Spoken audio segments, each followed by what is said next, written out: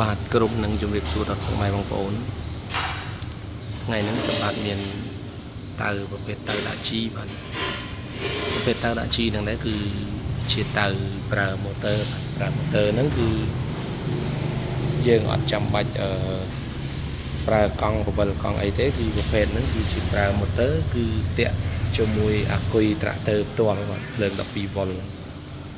យើងតាក់ជាមួយអាគុយត្រាក់ទ័រហ្នឹងគឺយើងបញ្ជាដៃ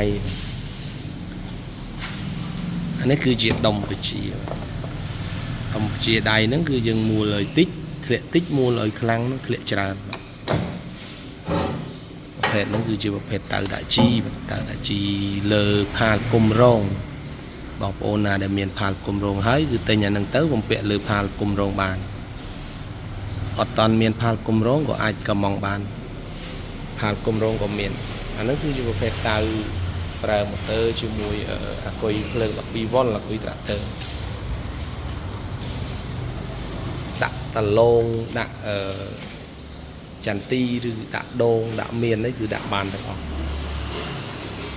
យើងចង់ឲ្យធ្លាក់តិចធ្លាក់ច្រើនដាក់កស៊ូក៏បានដែរចង់ឲ្យធ្លាក់តិចធ្លាក់ច្រើនតម្រូវការតាមយើងមួលសេរី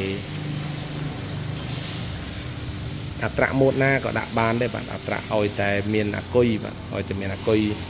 គឺដាក់បានបាទអត្រាម៉ូតណាក៏បានដែរអានឹងຂະຫນាតវាຂະຫນាត1បេបាទ1បេកន្លះ1បេកន្លះប្រើភ្លើង12វ៉ុលនឹងប្រភេទដែកគឺដែក3លីដែកក្រាស់ល្អម៉ូទ័រវាគឺមានអានឹងបើយើងផ្ងាមកគឺវាក្របអត់មានទឹកចូលក៏អត់ខូចទេបាទម៉ូទ័រពួកហ្នឹងគឺទឹកចូលអត់ខូចអានឹងប្រភេទម៉ូទ័រយើងយកទៅគឺចាប់ជាមួយផាល់គុំរងងាយស្រួលបាទមានតែប្រឡង4គ្រាប់ទេគឺចាប់ជាប់ទៅយើងដាក់ជីពីលើហ្នឹងគឺវាធ្លាក់តាមយើងសេរីអានេះគឺភ្លើងបោកដករត់មកចូលដុំសេរីហ្នឹងរួចយើងចាប់ទៅបោកដកខាងអាគុយទៅវិលយើងសេរីយកប្រវែងណា1បេកម្រិតហាត់ប្រមាណបេគឺអាស្រ័យលើយើងសេរីបាទ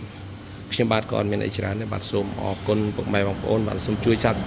ច Subscribe ផងបាទវីដេអូក្រោយៗនឹងមានផ្លែជាងហ្នឹងបាទសូមអរគុណនិងសូមជម្រាបលា